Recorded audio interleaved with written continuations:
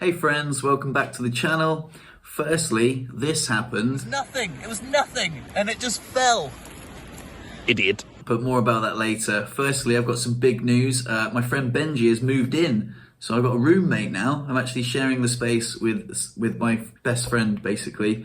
He's the guy I do the podcast with, if you listen to that. So long story short, he decided not to go back to the UK, needed somewhere to live. I've got a spare room. We're pals. Short story long, we recorded an entire podcast about it, and it was pretty funny actually, pretty beautiful stories. If you want to hear the long form version, then that's available for you to listen to if you wish. However, things are different now. So the first morning I woke up to the sound of Benji doing a massive poo, and it was pretty smelly. And the second morning I could hear him having a wee. And I just came out of my bedroom and I was like, "Hey, roomie!" And he was like, "Morning!" Just walked out stark bollock naked, like dick eye level. And I was like, "Oh, mate, what are you doing?"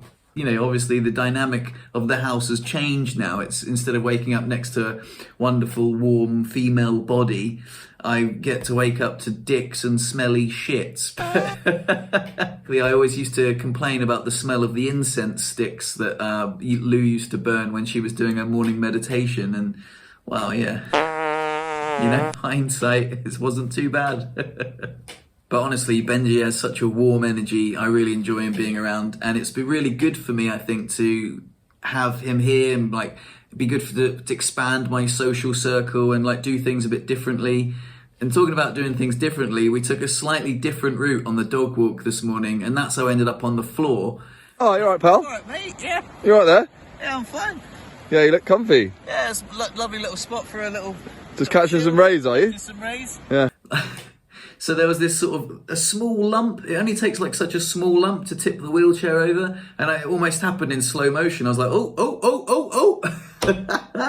Fell on the floor, howling with laughter, and I was like, "Dude, get a picture." And he was like, "I can't just take a picture of you, mate. What if someone walks past?" They're like, "Look at that guy just taking a picture of the poor disabled guy on the floor." And he goes, "I'm going to look like a right dickhead, aren't I?" I was like, "Nah, mate, get a snap. This will be well funny." And then to top it off, 4 of our friends walked past, all young ladies, and they came over, they were walking dogs, and Stevie the dog like jumped on me, he was all like soaking wet, and they were like, "Stevie, get off him."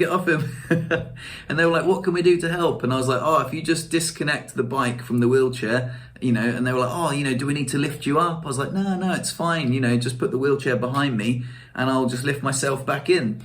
And I even remarked, I was like, "Oh, well, this is embarrassing." If you think about it, if you had a recipe for embarrassment, you'd have all the ingredients there. You'd have 4 very attractive young ladies, a wheelchair guy on the floor, obviously pretty humiliated. But I wasn't embarrassed. Like, I didn't feel like one iota of embarrassment. I just kind of like, we just laughed. It was a funny moment. We all had a real giggle. And I was only reflecting on it with Benji later on the cycle. I was like, "Oh, I just realized that I wasn't embarrassed at all."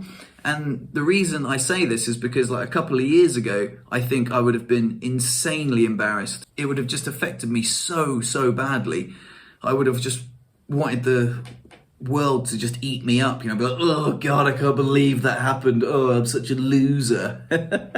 But it wasn't actually. I think like the attitude that you bring to a situation can really change, like being like, "Oh, you're such a loser," to be like, "Oh, that was really funny," you know. And yeah, I feel like I really like that. I really enjoy sort of like being the wheelchair guy and just sort of like owning it, and not only just accepting it now, but like embracing it and just being like, "Yeah, that was really funny, wasn't it?" So I went for lunch the other day around my friend's house, and I met this gorgeous little girl called Romy, and she was 6 years old, and I just forgot how like innocently inquisitive young children are. She was like, "Why are you in a wheelchair?" And I was like, "Oh, because my legs don't work." And she was like, "So you can't walk?" I was like, "No." She's like, "Oh, is that why you use the wheelchair then?" I was like, "Yeah." She's like, "Oh, do you like cupcakes?" I was like, "Yeah, I like cupcakes." She was like, "Cool, I made these cupcakes. They're gluten-free and they're chocolate. Do you want one?" And I was like, "Yeah, that sounds awesome." I was like, "Did you make them all by yourself?" She's like, "Well, I needed help to put them in the oven, obviously, but I did everything else." I was like, man, it's utterly adorable. Actually really made my day. She was so cute and lovely. I actually forgot what it's like to be around children. They are so lovely sometimes, you know? Yeah, thanks, Romy. Man with the wheelchair. Thanks. Also, it was Luna's birthday this week. She was 2 years old. I gave her some rawhide wrapped in cod skin. Sounds weird, but she loved it. And that was from Lou. And I gave her some chicken from a rotisserie chicken, which she adored. And that was a little special treat for her. So happy birthday, Luna. Drew her a picture as well, of course. She also gets on very well with Benji. He loves a good old cuddle. And she also made a new friend down in the Dresh called Rufus, who was like this lovely puppy with blue eyes. And he was only 3 months old, and they had like chasing each other around. It was so adorable. Well done, Luna. She's such a little flirt. So I'm still keeping in touch with Lou. Almost every day now we catch up, and she's actually thriving in a new place. She's staying in a little caravan. There's an orange tree outside, and she gets oranges from the tree every morning to have for breakfast, and it just sounds like she's having a wonderful time. She's looking after a young girl called Aya, and they're really bonding, and I can just imagine after hanging out with Romy just how wonderful it is to be around children. So she's having a really nice time. So going back to being embarrassed, I was reflecting with Lou recently about a concert we went to in Switzerland, where I was called ahead and I said, oh, you know, I'm in a wheelchair. They were like, okay, cool, turn up early. And they just put us in this room. It's kind of a little bit my fault, a little bit like badly organised by the organisers, but they said just sit where you want. So it was very empty. There were like cushions on the floor. It was quite like an intimate gig, and we were just like, okay, cool, we'll sit here. I transferred out on my wheelchair, mistake, and we sat on the cushions on the floor. And then of course the place started filling up and people were taking their shoes off, and we got trapped in, and it felt like really sort of enclosed. But at first it was wonderful, and then one of the more popular songs came on. Everyone stood up and all we could see was bums. I felt like I'd ruined Lou's birthday. I felt like such a loser. I was like, oh, I blamed it on my disability, you know. I was like, oh god, if I wasn't in a wheelchair we'd be dancing. And it was really hard to reflect back on that time, because I feel like that was one of the catalysts that really sent my mental health spiraling downwards to the suicidal thoughts that I was having. You know, I was like, this is terrible. Lou deserves better. I'll just kill myself. And I was just reflecting on it recently, just thinking that, wow, if I could go back in time, I wouldn't have reacted that way. Of course, hindsight's always 2020. And I think I would have just been, well, obviously I wouldn't have sat there, but I would have probably just been like, hey, let's get back in my wheelchair and try and shuffle to the front.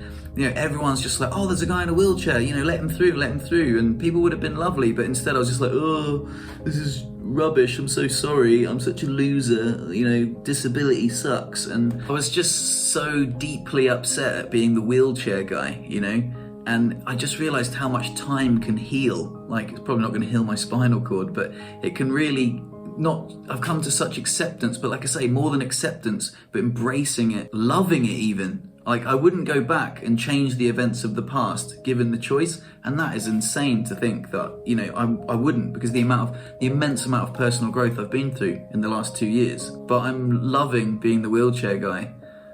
It's my new identity, and I'm really grateful for it.